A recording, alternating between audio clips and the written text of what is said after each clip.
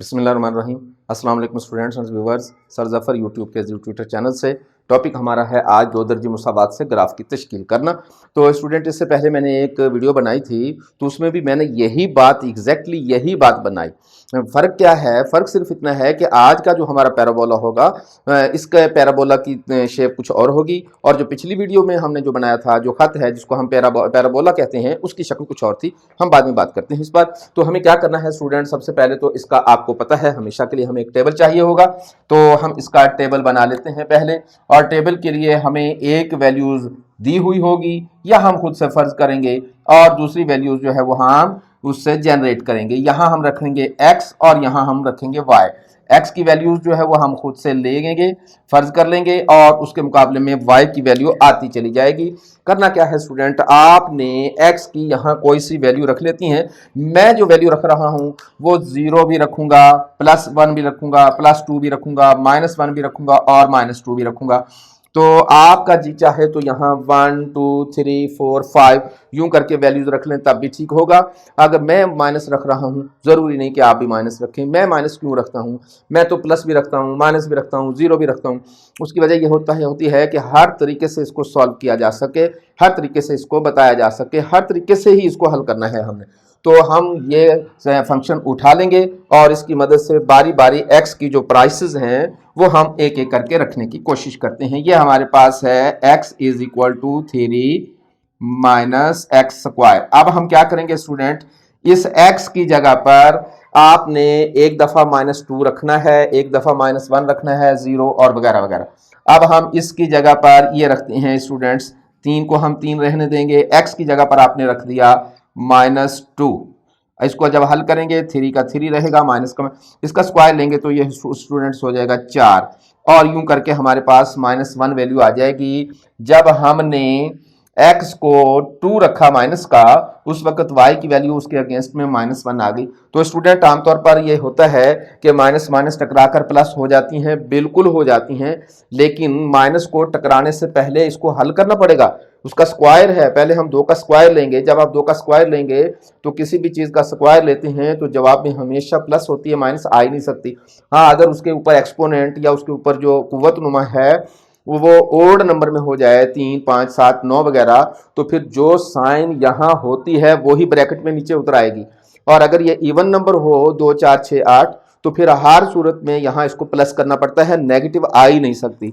तो चूंकि ये दो से मल्टीप्लाई किया, -2 आपस में मल्टीप्लाई हुआ तो वो +4 बन गया, ये अपनी जगह पर मौजूद रहेगी। तो इस तरीके से हमारे पास अब हम स्टूडेंट यही फंक्शन दोबारा लेते हैं। ये रहा हमारे पास, ये लीजिए। अब हम क्या करेंगे, अब x की जगह पर हमने -1 रखना है, 3 को 3 रखेंगे। ये लीजिए स्टूडेंट -1 और 3 का 3 रहेगा, माइनस का माइनस रहेगा, 1 -1 इसका स्क्वायर लेंगे तो 1 1 1 होता है, तो ये हो जाएगा हमारे पास 2।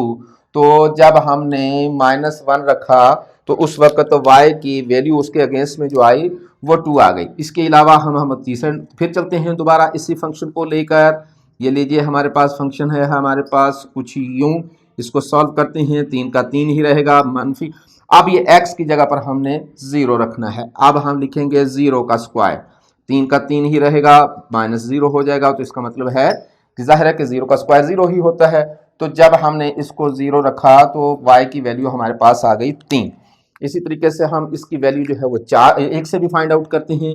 फिर दोबारा यही सूरत हाल, 3 माइनस एक्स स्क्वायर, हमने दोबारा यही फंक्शन लिया, एक्स स्क्वायर इसकी जगह पर 1 का स्क्वायर ले लेंगे हम, तो ये हो जाएगा 3 का 3, 1 का स्क्वायर लेंगे हम 3, ये हमारे पास है -1 1 1, 3 में से 1 माइनस करेंगे तो ये हो जाएगा हमारे पास 2।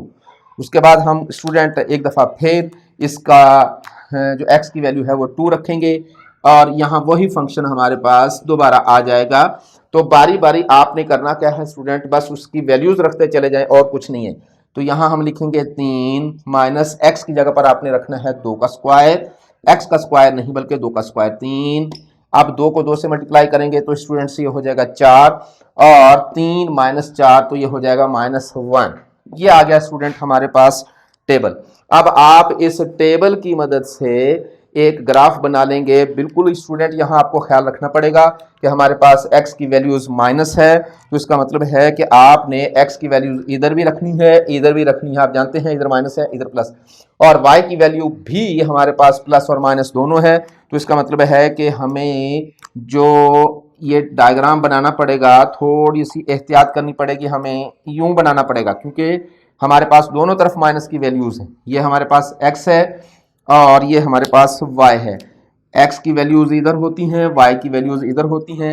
ये सारे का सारा x प्लस का होता है, इधर x माइनस होता है, ऊपर y प्लस का होता है, नीचे y जो है वो माइनस का होता है। तो अब हम यहाँ, ये 0 है हमारे पास, ये आ गया 1, ये आ गया 2, इसी तरीके से इधर ये आ गया -1, ये आ गया -2, और इसी तरीके से हम यहाँ भी वैल्यूज ले लेते हैं 1 2 3, 1 2 3, और नीचे भी हम यही वैल्यूज ले लेते हैं -2 -1, और हमारे पास आ गया -3। तो नीचे की वैल्यूज जो है वो माइनस है, ऊपर की वैल्यूज जो है वो प्लस है। आइए हम देखते हैं x जब -2 है, x जब -2 है तो उस वक्त हमारे पास y -1 है, ये x2, ये -2, ये आ गया हमारे पास स्टूडेंट्स पहला पॉइंट। उसके बाद है हमारे पास स्टूडेंट्स ये 1x का ये रहा, और ये है हमारे पास 2, ये है हमारे पास, और ये रहा 2 हमारे पास। ये आ गया हमारे पास दूसरा पॉइंट, ये पहला पॉइंट, ये दूसरा पॉइंट। स्टूडेंट्स अगर आपको थोड़ी सी गलतफहमी हो, क्योंकि ये अजीबोगरीब बन जाता है, तो आप एक काम कर लिया करें कि इसके साथ लिख लिया करें ये हमारे पास A पॉइंट है, ये हमारे पास B पॉइंट है, ताकि टच करने में आसान हो जाए। उसके बाद x जब 0 है तो वो 3 है, x जब 0 है ये x 0 है, और y उस वक्त 3 है, ये रहा हमारे पास तीसरा पॉइंट। इसका मतलब है कि इसको हम C कर लें। उसके बाद हमारे पास है x का 1, ये रहा 1 x का, x1 जो है उस वक्त जो है वो हमारे पास 2 है, ये रहा x1, ये है हमारे पास 2, और इस तरीके से हमारे पास ये तीसरा पॉइंट, चौथा पॉइंट हासिल हुआ। उसके बाद है ये 2, ये रहा हमारे पास 2, ये जाएगा -1 तलक, ये है हमारे पास -1, तो ये हमारे पास ई पॉइंट आ गया। अब ये हमारे पास 5 पॉइंट आ गए। इन 5 पॉइंट्स को आपस में मिला देते हैं हम। तो कैसे मिलाएंगे स्टूडेंट्स? पहले हम यूं जाएंगे, ये गए, और फिर हम यूं गए, और हमें जाना पड़ेगा यहाँ तक, ये है हमारे पास। तो स्टूडेंट्स कुछ सूरत हाल ये बन गई। फिर इसके ऊपर आपने लिखना भी है कि ये ग्राफ जो हमने बनाया है किस इक्वेशन का है। तो इसका मतलब ये होता है कि बस ये इक्वेशन लिखते हैं आप, और कुछ नहीं करना, आपने इसके ऊपर इक्वेशन लिख देनी है।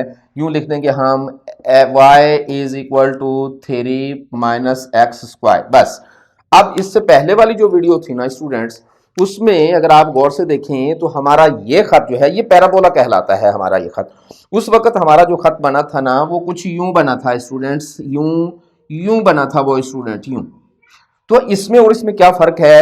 ये जो है ये यूं है नीचे की तरफ, ये यूं जा रहा है यूं, और वो इसके उलट जा रहा है। इसको आपने यूं करके शेप देख लेनी है। सिर्फ ये है कि साइंस का प्रॉब्लम आता है, यहाँ साइन आ जाए तो चेंज हो जाती है उसकी। आप जानते हैं कि यहाँ प्लस हो तो चेंज कुछ और आ जाती है, माइनस हो तो आपकी शक्ल कुछ और होती है। इस पर मैं बार बार वीडियोस बना चुका हूँ, मेरी पिछली वीडियोस जरूर देखेंगे आप। तो ये था स्टूडेंट्स आपका टॉपिक हमारा। तो उम्मीद करते हैं कि हमारे टॉपिक से आपको सीखने का मौका मिल रहा है। हाजिर होंगे अगली वीडियो के साथ इंशाल्लाह। लेकिन जाने से पहले आपको याद करवाना है कि हमारा चैनल सब्सक्राइब करेंगे आप, और अगर आपने ऑलरेडी सब्सक्राइब किया हुआ है बहुत शुक्रिया, और बेल आइकॉन ज़रूर प्रेस कर दें सब्सक्राइब करते वक्त। अपने दोस्तों को बताया करें, शेयर और लाइक किया करें, कमेंट्स ज़रूर भेजा करें। आप हमें ट्विटर पर भी फॉलो कर सकते हैं, फेसबुक पर भी फॉलो कर सकते हैं, आप इंस्टाग्राम में भी फॉलो कर सकते हैं, आप हमारी साइट पर भी फॉलो कर सकते हैं। तो जिस जगह पर भी आप हमें फॉलो करेंगे हमारा नाम हमेशा जी ट्यूटर ही रहता है। इनमें से किसी भी सोशल मीडिया पर आप जी ट्यूटर लिखेंगे हम आ जाएंगे। तो जी ट्यूटर पर आप जाकर कहीं भी हमें फॉलो कर सकते हैं। हमारी साइट पर जाकर आपको ये फ़ायदा होगा कि वहाँ हमारे नोट्स भी अवेलेबल हो रहे हैं थोड़े थोड़े करके। तो इंशाअल्लाह ताला हाजिर होंगे अगली वीडियो के साथ। अपना बहुत सारा ख्याल रखिएगा। वस्सलाम।